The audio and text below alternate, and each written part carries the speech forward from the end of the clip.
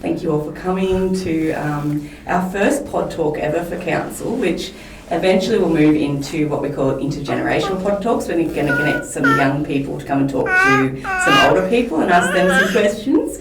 And we've got, as you can hear in the background, we'll introduce baby Jake, who's here just testing out some mics for us and making sure it's all working well. So, but I'll go around the room. So my name is Lauren Carr. I'm a Communications Officer for Council. And next week is Local Government Week. So we're here to talk to some of our wonderful staff members from Council who are going to talk a little bit about their careers in Council, what they do and why they love working for Council. So I'll hit it off with Tom Walker. Tom Walker, Road Safety Officer for Temora Shire Council. Beautiful. So I'm Amanda Colwill and I'm Engineering Technical Officer. And Alison McCrone, and I'm the Finance Assistant. And Alison's reading that from her notes, so she remembered what her name was. I'll be a bit cheeky through it too, guys. Okay, so let's go around again. Tom, tell me how long you've worked for Council and how you came to work for Council. So I've been with Council only 12 months now. So I originally was a trainee back in 2007 and did that for 12 months. And then obviously I ventured off and did other things. But no, since I've returned to Temora, I've been Road Safety Officer since June last year. So only 12 months. And what were you doing originally and how long were you here? I was just an office admin trainee. So they have one of those at Council each year. And I was the successful applicant back in 2007. So I did that with Council, and it was also a TAFE component business admin as well. So great work. We've got Hallie Carney, who we're going to talk to in next session, who's currently that role. So, yeah. And we'll go over to you, Amanda. Yes, so I have been here for about 8.5 years, plus 1 year back in 2009, which I also did the same traineeship as Tom. That. Okay. Which was, I also did the TAFE course, which was really handy. Like I still draw on parts of or things that I've learnt from back then in that course. I still use that just in my day-to-day work now. But so I did that back in 2009 and came back in I think 2016 and been here ever since.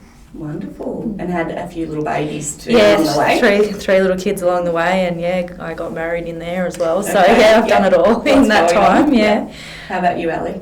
Well, I started back in the dark ages. So in 1997, I was the administration trainee as well as these two guys, and I was only the trainee for about 3 months, and there was a bit of a swap around of roles at Council, and the position of creditors clerk came up, and so I was offered that position. So I was pretty green, but got thrown into that role with great support, and I've been there ever since. So 27 years. Yes. Yep. Well, my role has changed a lot since, but over the 27 years. But tell me how it's changed. So you went into the clerk role? Yeah, went into the creditors clerk role, and then I was there for around 13 years, and then had my firstborn. So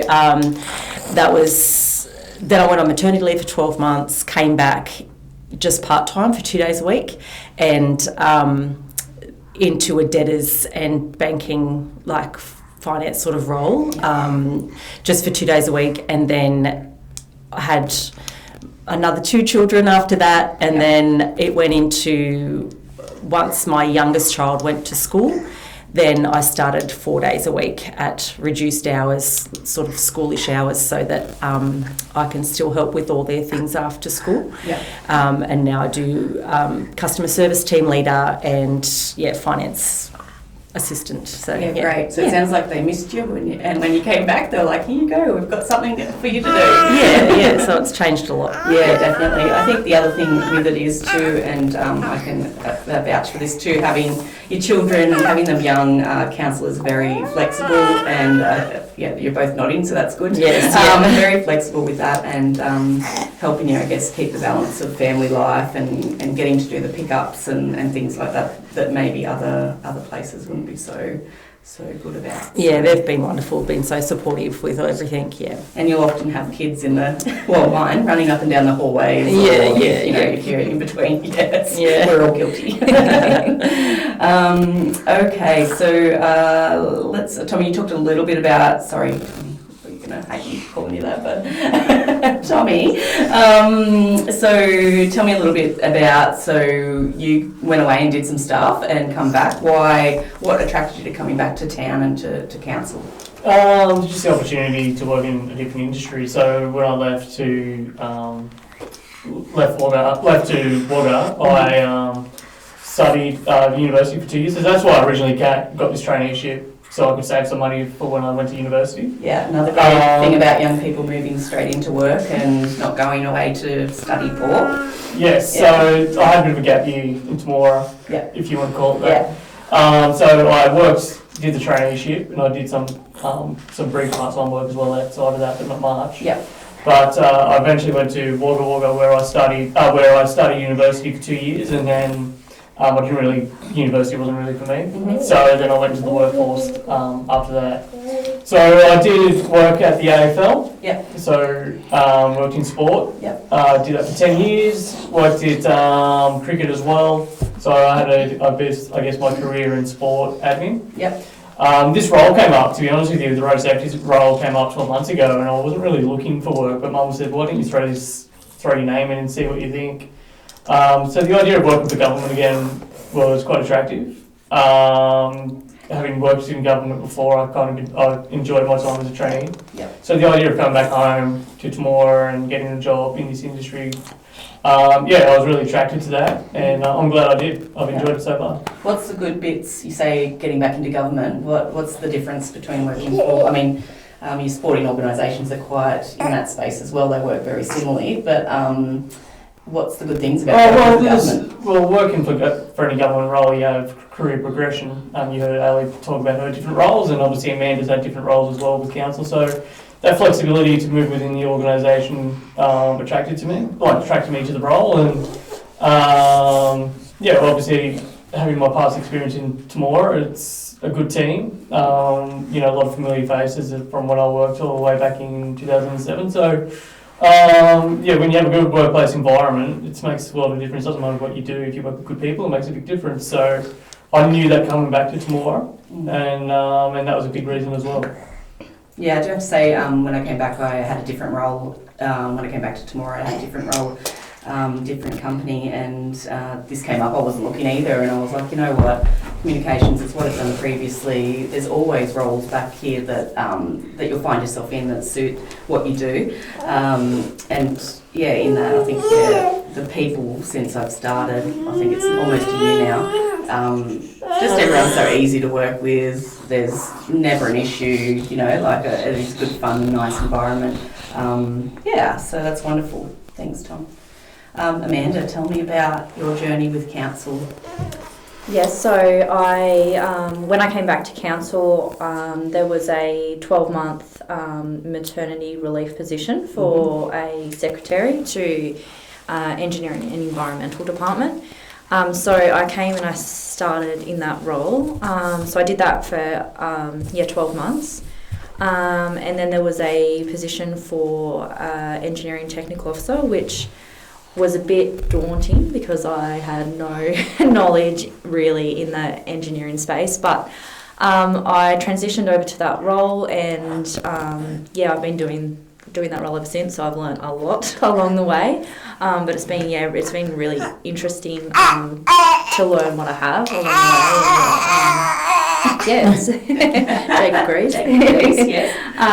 But it's been a very a great time to really extend my knowledge, which has been good, because it was a completely different area to what I was in, even with the traineeship. Obviously that was the admin business area. I've had a bit of a insight into the environmental, and then definitely right into the engineering sector there. I think that's the beauty of council, is that you do get to see what council does and how much we do, and all the different career options. You don't realise till you're sort of involved in it. But there's so many different avenues. Which which is really nice. Yeah. Yeah, and Amanda's almost famous because I use her picture on almost everything that it keeps appearing too. As a female in the engineering industry, which is... I was heavily pregnant in that photo too. I had a baby the next week. So you're only tiny. So you will see her face in a lot of promos that I work on. Okay, so we've talked a little bit of some of the benefits for working for council, but what have been the benefits, Ali, over time from when you were younger to now?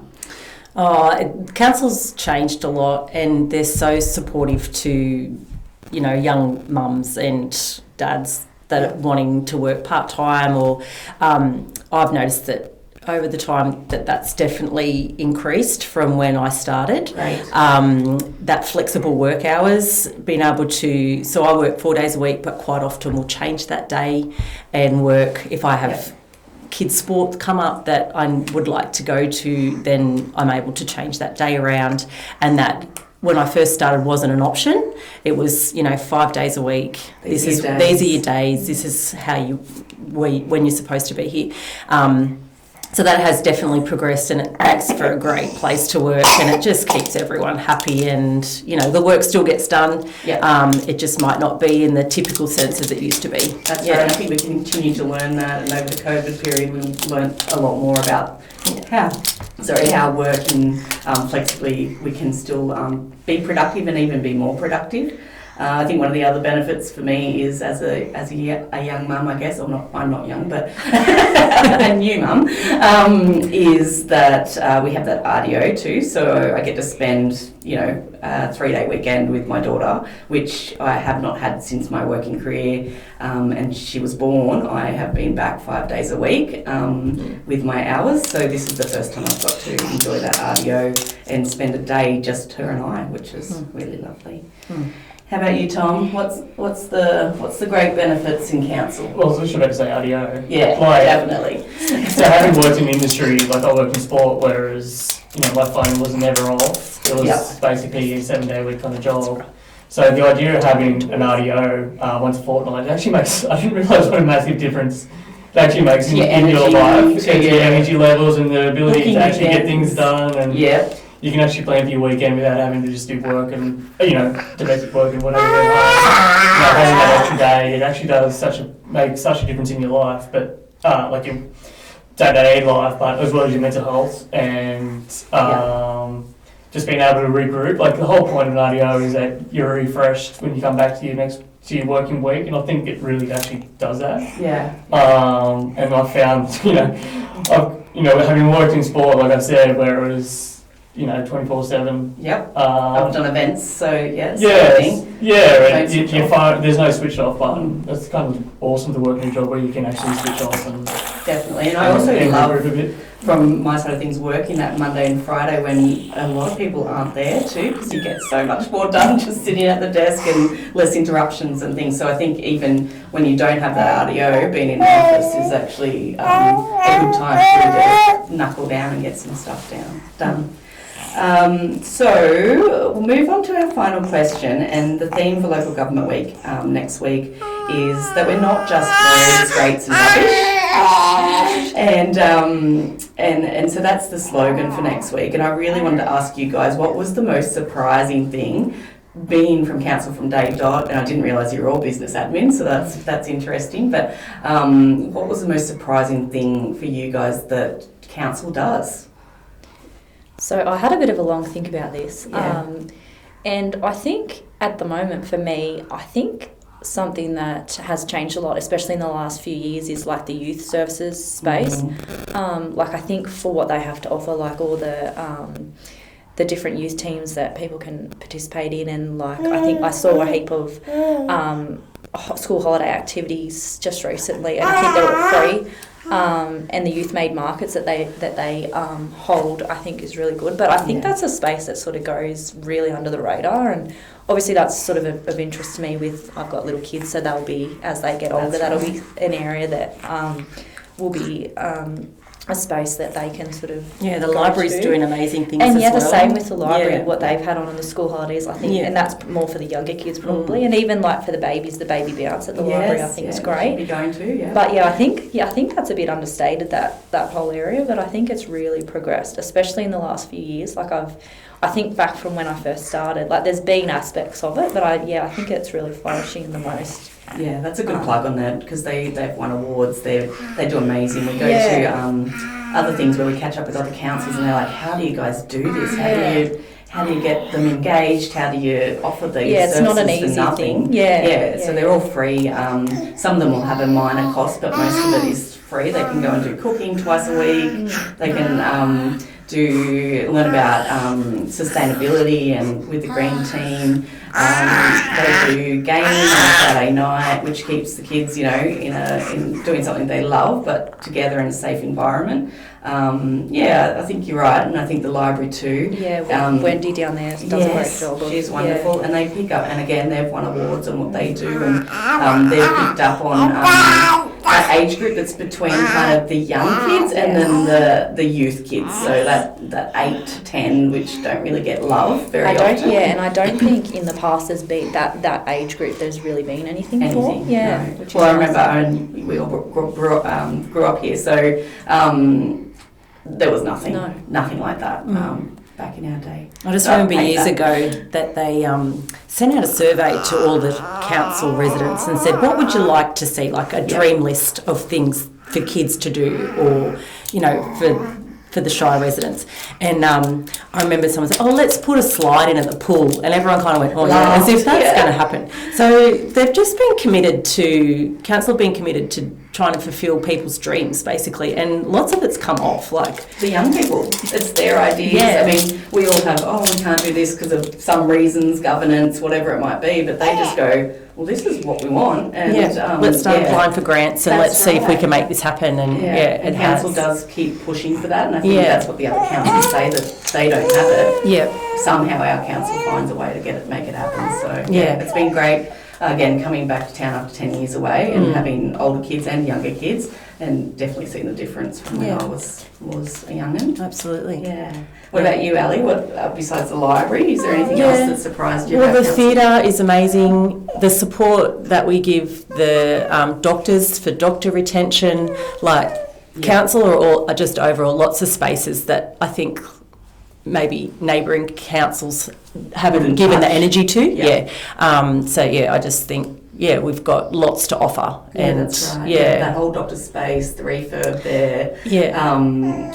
And investing in trying to get doctors to come, that was a big investment. And then the hospital upgrade that's going to happen too. The hospital upgrade, Pinnacle services. So there's a lot that I think our council have done that other councils haven't either tried or been successful in. So my answer. Pinnacle was my answer. So sorry. Well, so the idea I don't think too many residents in Temora would know that Pinnacle is an arm of council and all the work that they do for the community, that's all council managed.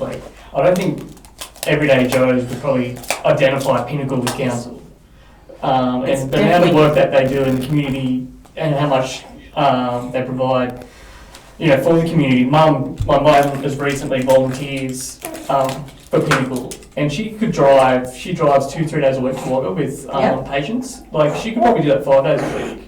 They've got that much need. There's such I wouldn't say a dire need, but there is certainly a need for some residents that need that support, and that Pinnacle provides that. Yeah. Well, that's an arm of council. I just don't think that's well known. You know what I mean? And it's aged and people with disability and DIS care. So they're looking 2 spaces there. You're right. There's lots of trips to Wagga. I can't imagine. Ali might correct me, but I can't imagine too many councils. Not that I know of in the area. Well, Temora Shire Council also does Leeton and Cootamundra Pinnacle services. They weren't getting the support, obviously, so Temora Shire picked it up and said, well, we can help in that space. No, all amazing services. All ones I think that you've touched on have been ones that pull at the heartstrings a little bit. They're ones that we haven't known our council services, probably aren't usual council services, but the Temora Shire Council do. So thank you very much all for joining me, and look forward, and hopefully we get you back again in a track. Thank you. Thanks, Thanks. Lauren. Bye.